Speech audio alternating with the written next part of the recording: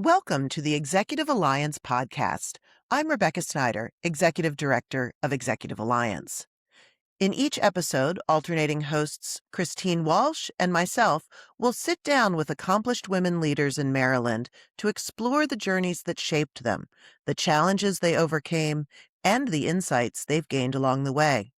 We'll also tackle the issues that influence women's leadership today, from opportunities for growth and advancement to the systems and barriers that can stand in our way. Through authentic conversations and shared experiences, we're building a community where women learn from one another, support one another, and move forward together. We're glad you're here. Welcome, everyone. I am so delighted to have Suzanne Miglucci here in the studio today. Suzanne is a former public company CEO and CMO. She's been a corporate director, a governance leader, and now a board readiness coach. So she has worked in publicly traded and privately held companies, and her expertise includes digital transformation, corporate pivots, M&A, product innovation, go-to-market strategy, and global brand improvement. And today we have a really special connection because she's also the facilitator for Executive Alliance's Quick Start Board Readiness Program. So deep breath. Welcome, Suzanne. Thanks for having me, Rebecca. I so greatly appreciate it and appreciate Executive Alliance and all that you do. I'm thrilled to be here. It's my favorite topic, talking about corporate governance. So I'm excited to have a dialogue with you today. Oh, likewise. And you've done so many different things and a lot of, and so we'll get into sort of how all that comes to bear when you're making yourself visible in corporate board settings. But you've worked in your board readiness and in your corporate experience with a lot of really successful people, and we see it in Executive Alliance as well. And sometimes there's a disconnect between, highly successful executives who say, well, I'll just pop on a board. I'll just go onto a corporate board. That'll be my retirement program. So what do you think even accomplished executives, not necessarily just women, but executives overall, misunderstand about being ready for a corporate board? Yeah, it's such a meaty question. And I would say that the short answer is as we grow as professionals and we get into these executive ranks, we become a C-suite executive, um, your entire work is about being an operator, right? Your Mm, hands are on the keyboard, you're managing people, you're managing processes, you're managing technology, and you get paid for it and you're good at it, right? right. And you think, okay, well, I can bring that to other organizations, but your mindset is still that of an operator. And so I Mm, think the biggest disconnect that people have is that when you get onto a corporate board, it is really about governance and oversight. It is about asking the interesting and challenging questions that are going to help the executives in the room that run the company, that are the operators, help them understand that maybe some nuances they might not be thinking about, right? Or some of the tough questions about what the long view looks like. What is that mhm. 5-year plan? You're not there to say your 5-year plan should be this, even though you think you might know what that is. You're really there to help those executives shape their future in their corporation. You're there to ask the questions and ensure the company is doing all of the best things that they can do on behalf of their stakeholders and shareholders. And you do that simply by asking those questions, being inquisitive, reviewing the materials that come to you as a board director, and reflecting on them. It's not necessarily to help them operate that organization. Now, I'll give you a caveat. It differs a little bit when you're starting maybe with a startup organization. Mhm. Startups sometimes will bring on board, smart startups will bring on boards and take advantage of senior executives that can sit in that sort of boardroom and that oversight sort of function. However, when you're with that very small organization, you're taking a little equity to be on that board, but it's also perhaps to lean in a little bit more, maybe open your contacts to that organization, make some connections for that organization, but it is still not to operate, right? So Right. that's the biggest disconnect. And I think that as these executives are thinking about matriculating their way into the boardroom, the best thing you can possibly do is spend time in the boardroom in the role you're currently in as a Mm, C-suite executive, but then bring the lens and watch how these people that are the board directors are approaching things from a governance and oversight standpoint. bring the lens that you'd like to be that board director someday. How would you act differently than the operator that you are today? You have a ready environment right in front of you. The more time you can spend there, the more you're interacting with your board members, the more you're Mhm. supporting them, maybe in the committee work that they do. Raise your hand and volunteer to be closer to that board so that you can observe. And in fact, ask your CEO if you can get in that boardroom every single time and observe. You may get no as an answer, but always ask to be there so that you can view it. Too Mhm. often we work as that operator and then we take that board seat and we've never really experienced that gray area in between. So let's Right. take advantage of it and let's ask for permission to be there so that we can observe the differences in the way that you act as going from that operating professional to that boardroom professional. And, the way you describe it, it almost feels like muscle memory that you have to observe and then do and sort of almost run these parallel tracks of you're operating, but then you're stepping out and being like, what would it look like if I were coming in from this angle? Am I getting that right? You're getting that exactly right. You're looking at it in two very different ways, and you give yourself the time while you're still in that C-suite position to observe it, so that you don't have an oops moment, a tripping over yourself moment when you take that first board seat. The other thing you can do, Rebecca, is surround yourself with great mentors. Let your network know that you're interested in moving into that boardroom experience, and then ask them what their experiences are like. What was Hmm. it like when you took your first role? What were your aha moments? What was the surprise when you were in your first board meeting? So that you're not the one that's being surprised. You're learning Right. vicariously through other people that have gone before you. Well, in some ways, like this is a natural progression in, well, anyone's leadership journey, but we're talking about women here, so we'll stay there because the skills, when you're a mid-level director or, when you're at the mid-level and looking to go into the C-suite, there's a real shift in how you need to operate and move in the world and perceive the issues. And so this feels like another kind of natural but paradigmatic shift. Is that right? Yeah, that's absolutely true. And you have to be reflective in that way. You have to realize you're moving into this shift. You're moving into another realm as you go from C-suite to board. And in Hmm. doing that movement, it's going to require change on your behalf. You don't want to leave behind all the great skills that have made you that C-suite executive. You just want to divorce yourself from them just a little bit because you had managed them as an operator and now you're more an observer of them.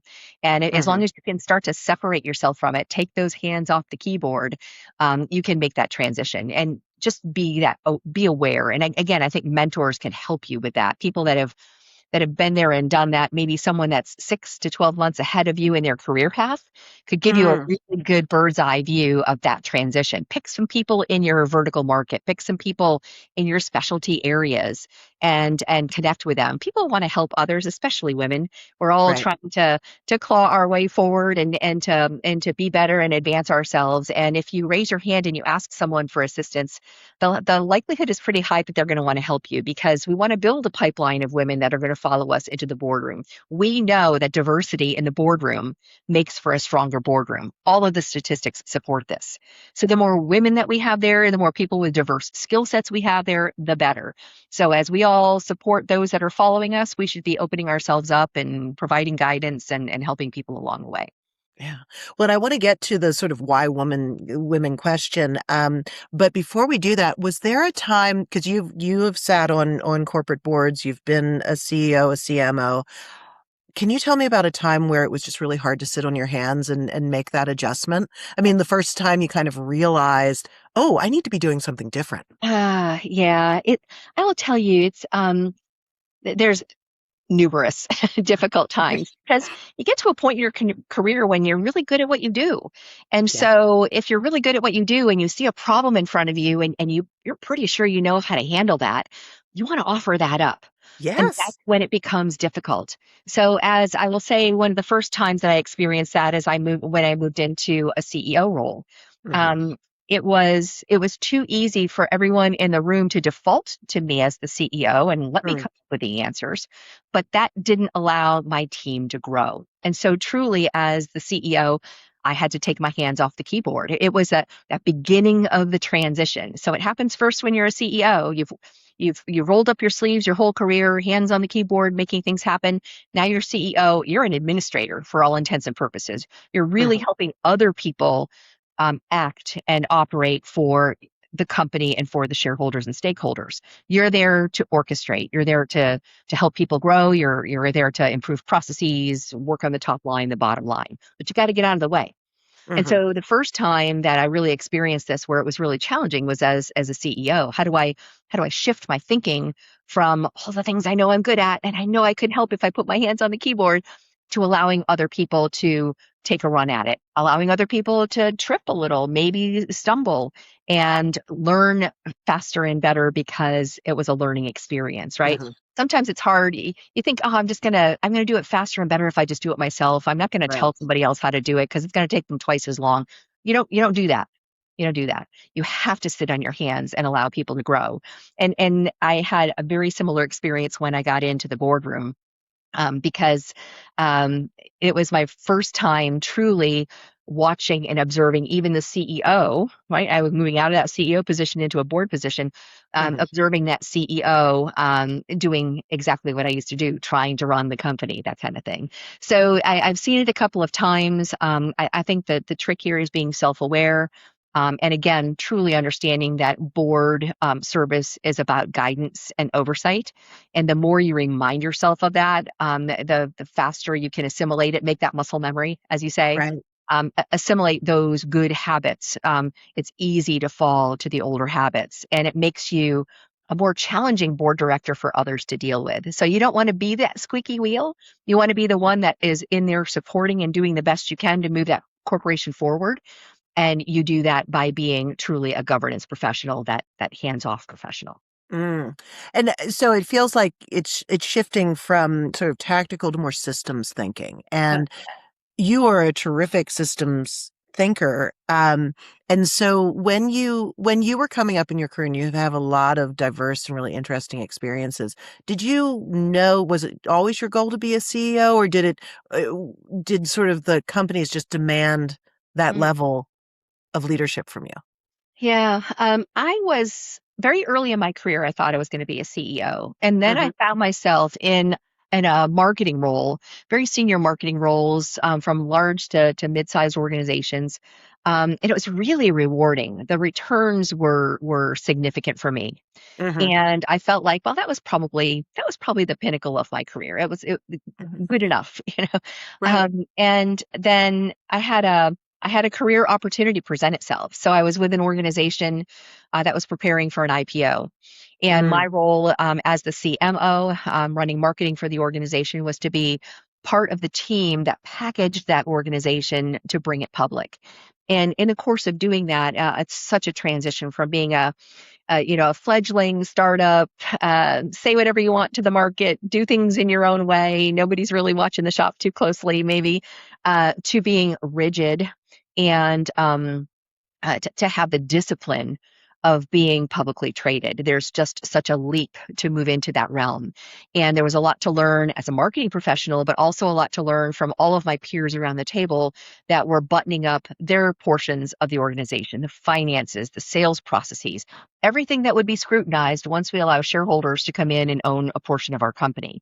Hmm. And we used a third party in this to guide us through all of this transition, to hold our hands as we were moving all of our individual elements toward this more public scrutiny. And then we did the IPO, probably one of the pinnacle events of my career. It was really So quite exciting. exciting. Only woman standing on the platform at the New York Stock Exchange, ringing the bell, and the aftermath was so fascinating. We grew rapidly. We had more money than we could spend, and we did it wisely. We grew our company faster globally and all that good stuff. And this is when bells started to go off for me. Do I want to continue to be the marketing person now in this role? Or have I learned some significant things that I could help other companies absorb as they're going to market and doing their own IPO? Hmm. Could I potentially be in a governance and oversight role where I can be in the boardroom and assisting those companies that are ready to make that similar leap. It's like getting an MBA, right? You Sure. learn so much. The education is huge, and when you're in the process of doing your IPO, it's truly drinking from that fire hose. And so, what could I do to help others following me do it more succinctly, to get all the pieces right? I Hmm. felt like I had something of value I could bring to that part of the market. And in the course of doing all of these moving pieces, of course, you spend more time in the boardroom and you spend more time with the board, and you start to work that vernacular and you understand the moving pieces. And that's when my eyes really opened to what governance looks like, should look like. Hmm. Private company as a public company, and that really intrigued me to move into that part of my career path. And Hmm. strangely enough, I went in to lead that organization after a few years after the IPO. The growth was so rapid. I found myself on the road all of the time. I was never home. And I thought, you know what? I think it might be time for me to dial things back just a little bit. Let me take a few board seats, and then maybe I'll peel off the C-suite work, and I'll have a portfolio career in sitting in the boardroom. And I did just that. Did all the things that the coaches and so on will tell you to do when you're looking for a board role. Network like crazy, get all of your value propositions buttoned up, tell the market you're ready. And I did that and found my first board role. And within 3 months, I was the CEO of that company. So my first attempt at getting into the boardroom was a little bit of a failure, only because I wound up doing so as a non-independent. I became both a CEO and board director of this organization. But what an amazing experience to have gone through searching for a board role, making your way in that room, and then understanding it from both sides, Right. understanding it as an independent director first, and then as the CEO, and sort of observing both sides of the table was really educational for me to understand how to play that different role as the independent. Yeah. It's that transition to completely hands off, and how can I be that person while adding the greatest value. And it was nice to see both sides of that table for a nice 5 year swath of my career. I think Sure. it was a unique mix for me to have those. It was a gift that I got in my career path, that I got to experience that, and then go completely independent after I left that CEO role, and take other corporate roles. It was an education for sure.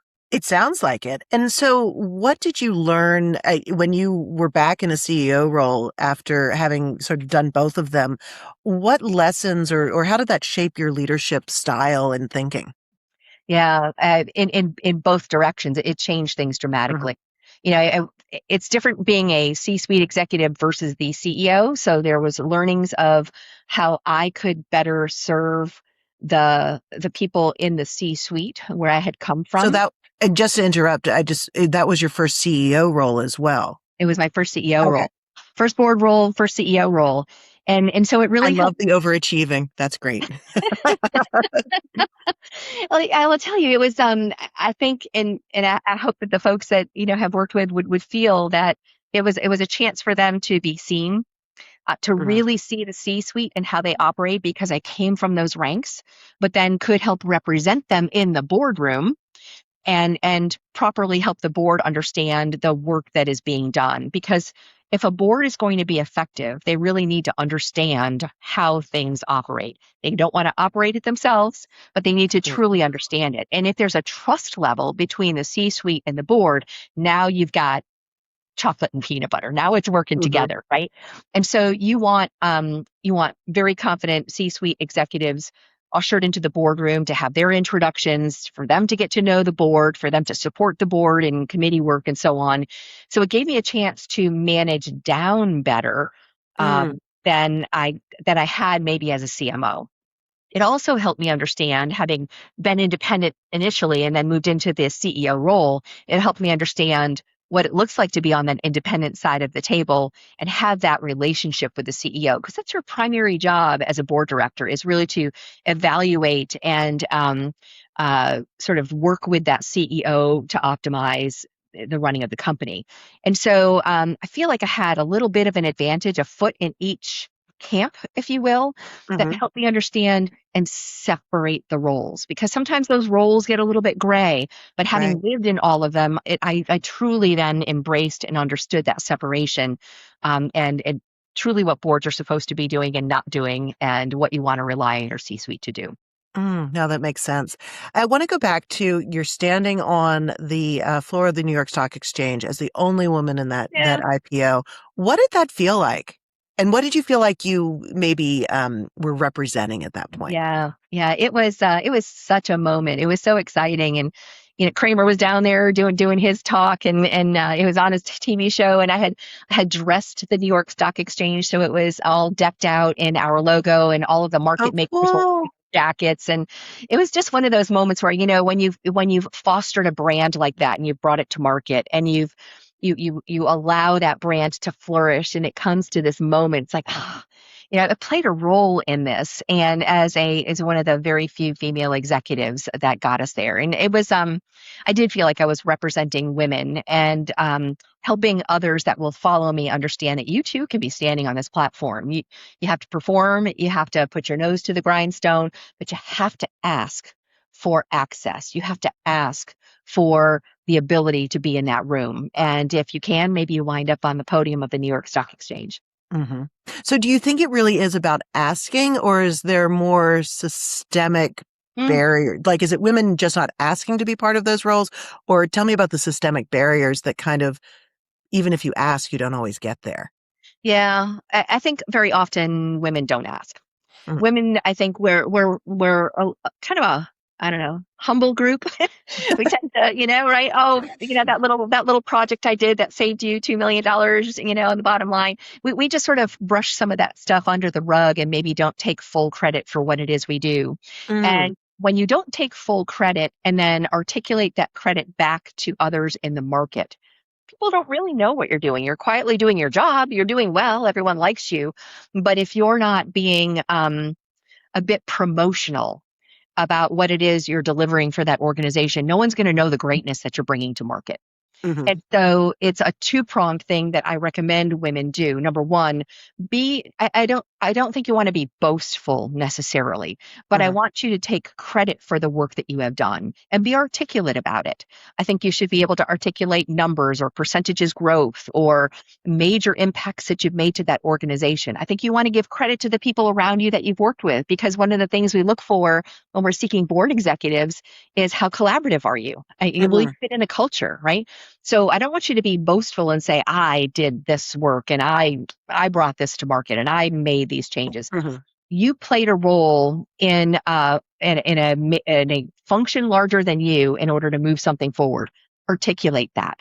And mhm. then at the same time, the second prong is ask for permission to be in the room. And too often Okay. we wait, because especially when people from my age group, we grew up in a time when if you worked hard, people would recognize it, and you have your reviews every quarter or every year, Mhm, and you get that recognition. I think too often people aren't necessarily ready to promote themselves, because I think that people should just be recognizing what I'm doing. And right. everybody's busy. Not everyone's sitting around waiting to see how well you do. And so you Mhm, have to remind them, and you have to ask for permission to be in the room. Too often women don't proactively take that step. And we get left behind with all of our fabulous skills right. because we didn't ask for that permission to be there. And I would say to, I guide people when they're looking for board work. It's bringing that tenaciousness forward. You have to be willing to package up and talk about all of the successes that you've had. You've got Mhm, to be willing to ask for those mentors, and you've got to be willing to ask for the board seat. And so you got to break the chains of those quiet skills that you have, that you've just sort of been toiling away at your desk, right? You have to be done with that. You have to be a little bit more bold about who mhm, you are and what you've done in order to move forward. It's a busy place. Going into board work is a really competitive market. There's a mhm, lot of candidates out there today, because I think everyone's realizing how beneficial it is to move from C-suite work into board work, and now it's a crowded space. If you're going to right. stand above and beyond everyone else, you've got to have stories from your career that help people understand how those skill sets that you've exhibited all of your career can be applied in their boardroom. So Well, and it's, I think that's such a critical piece that I want to circle back to, because you yeah, were talking about, women need to articulate what they've done and put themselves out there, which is a really vulnerable space sometimes. it You're is. stretching. And I think that sometimes women don't know what they're articulating, Mm, like to what the end goal is. And so that idea of, steering your ship and saying, oh, well, I want board service, but not really understanding what that means. So can you elaborate more on the talking about your work in relation to what boards need and yeah. what they're really looking for? That's such a good question. Um, you're spot on, Rebecca, because too often, sometimes I'll talk with people after they've had their interview, right? And how did it go? And so they'll walk through the process and say, well, my first question was, tell me about your career. And then when I finished, we were done with the call. It's like you can get caught up, right? Somebody's interested Yeah. in my career. You have to take the time to understand what an organization is looking for in their board ranks. There's Hmm. a reason why a board seat is open. Someone's rolled off due to age, someone's rolled off due to conflict, someone's rolled off for some reason, or we're opening new seats in order to bring additional skills forward in order to meet our 3 to 5 year plan. There's various reasons why board seats open, but usually it's because we're at some inflection point. Something is right. Hmm. And because it's changing, we might be losing a skill because somebody's rolling off. We might be gaining a skill because we're going to get into AI, whatever the reasons are. There is a skills matrix aligned with that board seat. And the board knows exactly what they want because they Hmm. have check boxes for the things they already have in their board skills, and they have a big blank in the boxes that they need to fill. And that's why they're interviewing you. So, in all honesty, the interview is not about you and your career path. They may ask you the question, tell us about your career path. You should have done your homework well enough to understand why they're opening this seat and align the bits and pieces of your career path with the check marks they're looking to check in the skills matrix. If Mm-hmm. they've opened this seat because they're looking for a specialist, for example, I'm looking for a specialist that does digital transformation and can understand AI and cyber and be sort of that primary on the board that has this skill set. That's vastly different than the organization that's looking for a former CEO because they're a good generalist. So Right. sometimes you're looking for a specialist and all the boxes line up in the skills matrix or on that one category. And sometimes you're looking for the generalist that does everything. Businesses are different and they're going to need different skill sets. Your job as the candidate is to understand what those boxes are. And you can get there by usually going through the first touch point that brings you to the table in the first place. Someone contacted you, right? Right. I'm interested in I saw your bio. I'm interested in your skill set. I'm helping with this board search. That person could be a nom and gov chair. That person could be a search professional. That person could be an HR individual within the organization, but they are the one with the boxes in the skills matrix. Right. So they know what they're looking for. And your job is to ask, could you tell me a little bit about why this role is open? And then sit back and listen. Don't jump in with your take on it. Just listen to what that individual has to say. Probe and ask as many questions as you can to that gatekeeper, that initial person, so that you understand the skills that are needed, and then you package your skills as they align. Not that I'm suggesting you be disingenuous about all the wonderful things you've done in your career.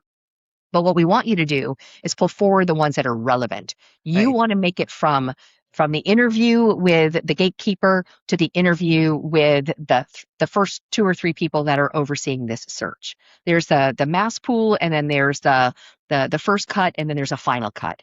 And you need to make it all along those ways and know that search committee is checking those boxes along the way. So Mhm. if you've done your homework on the front end and you understand the boxes they have, you can actually be truly honest and say, I've got a great experience, a great amount of experience in internationalization.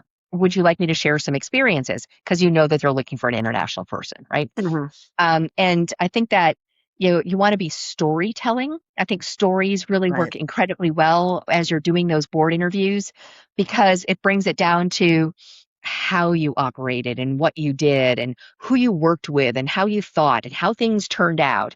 And I would say the best thing that you can do in preparation for these interviews is, again, number one, understand the skills matrix and what's needed, but then to bring those stories forward in a way that they can be digested and assimilated by those people on the other side of the table. Remember, Right. they're looking for you and the way that you think as a board director. Be careful to not use too many operational terms in the way that you do Yes. things.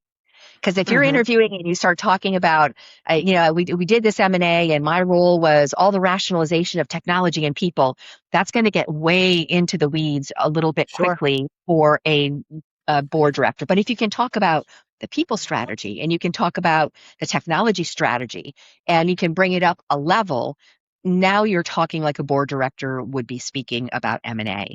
So remember, start with them in mind. It is about them. It's not about you. They are looking for a peer to join them and to be part of their culture. So how can I fit that culture and how can I check those boxes? Mm. And that is a reframing of experience and skills, and really more in the way that you're talking about yourself. That's right. So I wanted to talk about earlier. You had talked about how important diversity was, and women in senior leadership roles, and I just wanted to talk about sort of the state of women on corporate boards right now, because Executive Alliance does our annual census report of women board directors in Maryland. You're very familiar with the national picture, and it's kind of grim right now. So, not to depress us totally, but tell us what's going on and maybe why things are the way they are. Yeah. We've definitely seen some shifts in the last couple of years. If we were having this dialogue 5 years ago, I would say, "Oh my goodness, talk about your diversity in your board, resume and bio." I think that has gone by the wayside, and Hmm. it went along with some legislation and things that came in and then changed, right? So, Right. state of California, had put some legislation out there, a certain number, a certain percentage of board seats needed to be filled by women for certain size publicly traded companies, and then it went away.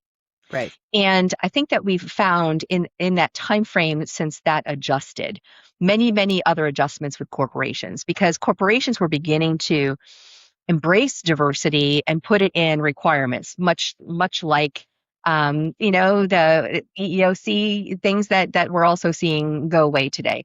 It used to be a focus area, and Hmm. now I think that certain shareholders, certain stakeholders look at that as a weakness in those organizations. They'll call that out. There's a fair amount of activist shareholder pressure against that type of thing. And so corporations have set it aside. But Hmm. what I will tell you is this: the smart organization understands that diversity of any kind, diversity of background, diversity of experience, diversity in gender, all of it brings value to a board and a corporation because it brings different levels of thinking. And you have the higher likelihood that the makeup of the people running an organization look like the constituents that you serve. You Right. don't want to all look one color, all have one background, all be from one type of industry, because that's very narrow and that's hard for an organization to grow from. If that organization begins as a broader, more diverse organization, you're going to have varying opinions that may challenge things in a different way. And we get to the end faster and maybe more collectively with a broader lens on where we're going to go. So Hmm. the smart organizations are in fact still embracing diversity, but what they are not doing is that they're not saying we want 50% of our board to be comprised of women. That's Right. simply not happening any longer.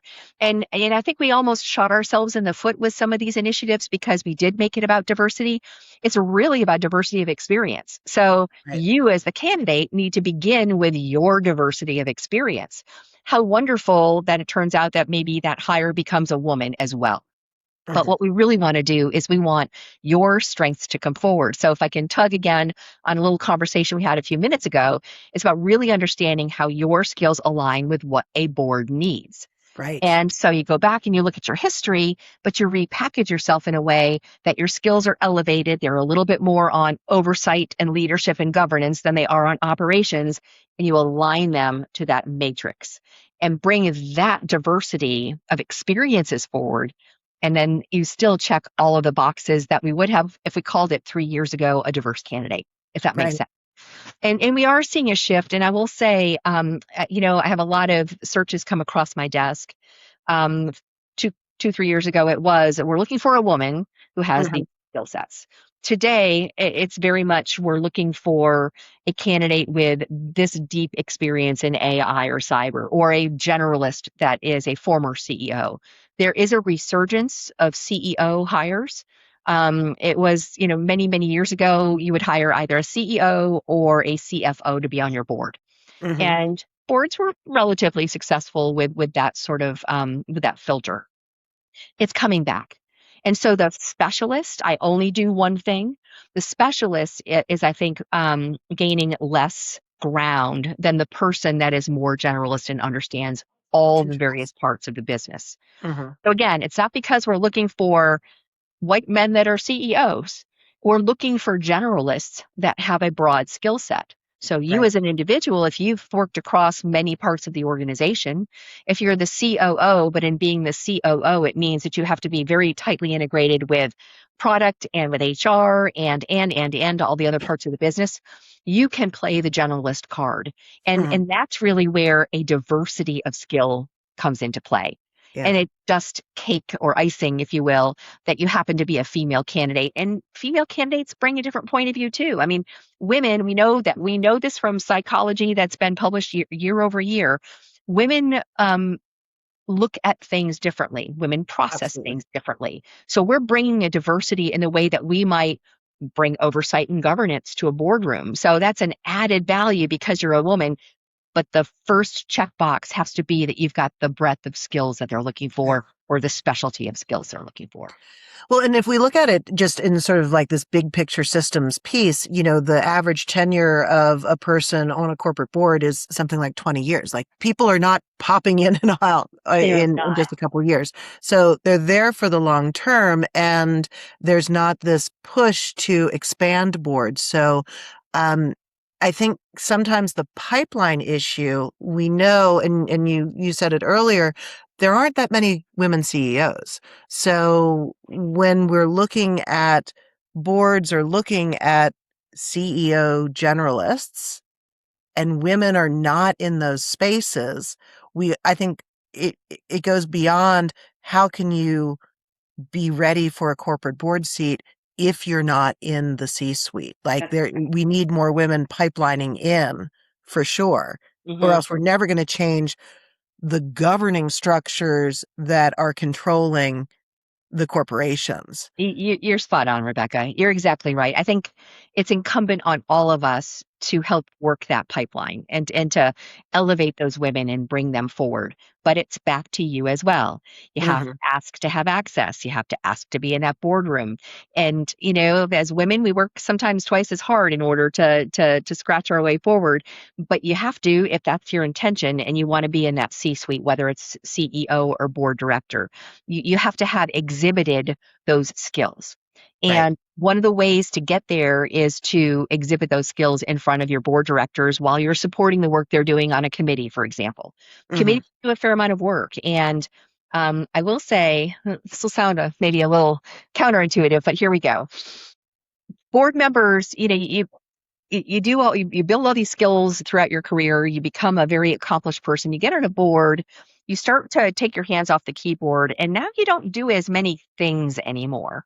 Now, the Hmm. committees do a fair amount of work. They build comp plans for the coming year, and they evaluate your books and ensure that you're audited correctly. But sometimes it takes other people other than the board members to actually do the actual work. Mm. Work needs to be done, but as we become board members, we're used to other people doing the work around us. Sure. So a door opens. And it means that there's room for people within the organization to come and support those committees. Who wouldn't love, as the Nom and Gov committee, to have the HR person assist us in sorting through resumes that are coming in? That's a Hmm. great way to be helping, and it's a great way for a CHRO to have access to the board because they can come in through the Nom and Gov committee, right? So be thinking about ways that your role supports what happens above you from a governance standpoint, and ask for permission to be included, and be willing to roll up your sleeves and do some of the work, and then let those board members that you've worked with know, I'm working on my pathway to the boardroom, and this Hmm. has been really exceptional work working with you. What advice would you have for me? And now you have a mentor, Right. right? And you're going to build this group of mentors around you to help move you along, to recommend you where they can, to guide you where you may need some guidance. But if you're not asking for permission to be in that committee or in that room, that's not going to happen for you. You're going to quietly sit at your desk and do things as you always have, and you may not matriculate up because people don't know that you want to be there. Right. Does that make sense? It's sort of like making your own luck. And I wanted to bring it back to what we're doing at Executive Alliance because, certainly that shift from director level into the C-suite, that's covered by our mentoring program. But then last year you helped us conceptualize the Quick Start Board Readiness program, which in some ways is that transformational next step up. You're in the C-suite and you want to go to the corporate board director level. And in your work as a board readiness consultant, and you do one-on-one coaching, we've just been so grateful to have your expertise in our cohort of 8 women that we work with each year. In that first year, what did you learn from that first Mm. cohort? Yeah, I learned that as women, we aren't very good at packaging ourselves. And Mm, we've already alluded to some of this in our conversation. And we're just not very good at sort of pumping up our chest a little and talking about the wonderful things that we've done. And it's sometimes hard for these women to package that in a way that they feel comfortable telling someone about themselves. oh, that's It interesting. it was just sort of a I knew that, but it was so palpable working directly with these 8 women, to begin. I know remember, Rebecca, we went around the room. Tell me a little bit about you and what your aspirations are to be in the boardroom. Some people had the thoughts, 2, 3 critical things that they were good at. Others were more backward reflecting on what they've done in their career. Right, That is not what a board is looking for, right? That board is looking for how you are going to take those skills that you've developed and you're going to bring them up into the boardroom at a governance level. And I think when we began, all of these ladies were lacking that connection to the boardroom. And many right. of them had not spent a lot of time there. So it was hard for them to see it and hard for them to conceptualize it because they hadn't lived it. Right. But Hmm. by the time we got to the end and we went around the room and we asked that question again, boy, we were succinct, weren't we? It we was great. it was great. I mean, we knew how to package it. So I would say the advice would be, um, get yourself invited to that boardroom and experience it as much as you can. Do a lot of studying. One of the things that we shared with our Executive Alliance cohort was to read the Big Four, EY, Deloitte, and NASDAQ. There's a lot of organizations out there that publish tremendous information about board work and what's happening in the boardroom, what's important to the boardroom, what are some of the key things that boards are grappling with today. If you can study some of this, what's going to happen is you'll realize how the backward looking skills can actually be articulated as a boardroom skill going forward. That piece to me, to answer your question, was missing. We missed Mm, that in that initial round with the cohort. We built it up. And over time, we actually helped these women package it and go to market with it.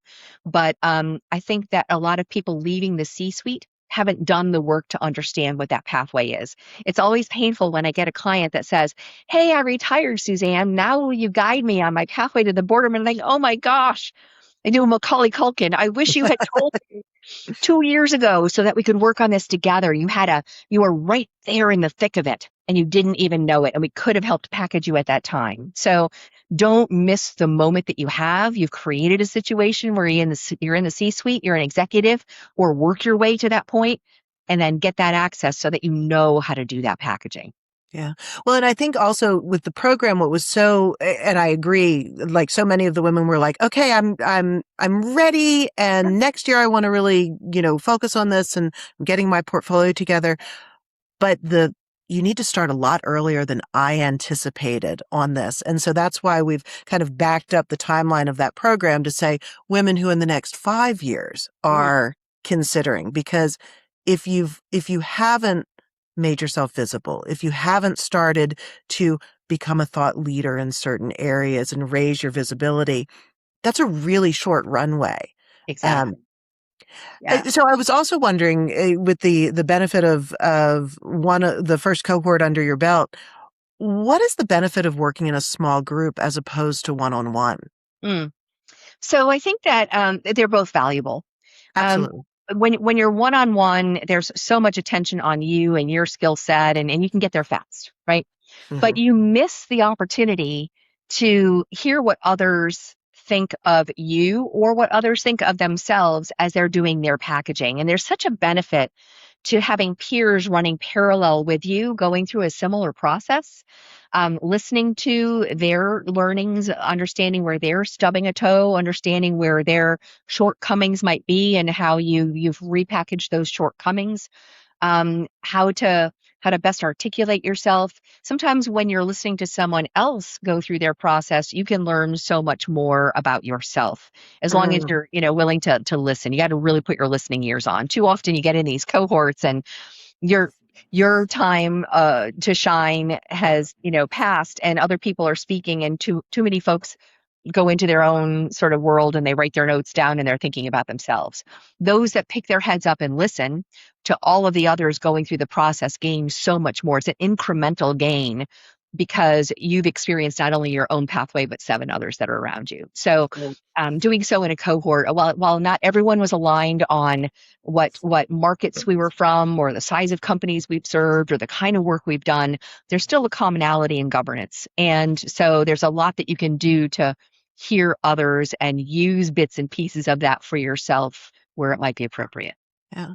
And I think also, and that makes a lot of sense. I'm also feeling like when you were talking about all the things that need to be reframed and done as part of a board readiness program, that's a lot of things. And it's really difficult to do on your own. I mean, it's not impossible, but just the sheer education of, well, what boards might be available to someone of my skill set, you Yeah. know, what are all these pieces? Oftentimes we stay in our career sort of, okay, I'm focused on the work and aren't looking around.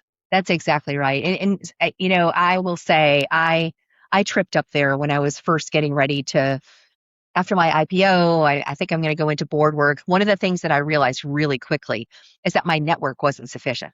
Mm, I had this beautiful network. I mean, thousands of people, every one of them in marketing. And how many right. marketing people do you know that are really aware of all the board roles that are opening up around you? Very few, right? Mm, Because you're doing your marketing work. And so, what I learned is I should have 2 years ahead of my exit gotten closer to the auditors in the company that I served, gotten closer to the lawyers that were both inside and outside counsel. These are the people that are in the room when the board decides whether or not they're going to open their slate. Right. And right. so they're the ones that know when the opportunities are available, and they're the ones that should be in your network. They're the ones that should know that you're ready and interested in board service when it should arise. They're the ones that should have your bio in hand so that when they see something, they can say, "Oh, I know Rebecca. Let me tell you a little bit about Rebecca." But they're not the Mhm, one articulating it. Your bio is the one articulating it, right? And if you don't have that network to rely on, you're starting from scratch.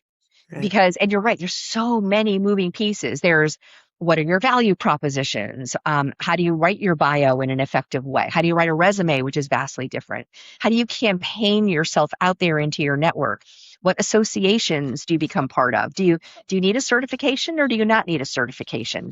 And then what is the interview like? How do I listen to the question and really interpret what they're saying so that I don't fill the room with my career path and then I'm at the Mhm, end and they didn't get to ask any other questions?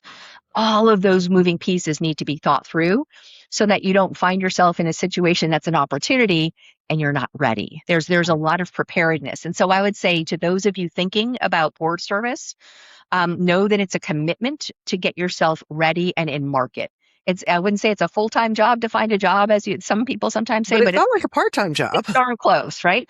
You could be as aggressive about it as you like, or you can be as laid back. But I think that the results will be commensurate with the amount of work that you put into it. It is work, but it's such enjoyable work because in the process you get to meet other board directors or other people Right. that do governance work, and it makes you that much more articulate in that space. So Mhm, get out there, package yourself, find a collection of mentors, find a great program like the Executive Alliance program to help guide you along because these are not things that you should know intuitively. These are things that you need to learn. And right. it's great to work with somebody that's been there before you that can help you out.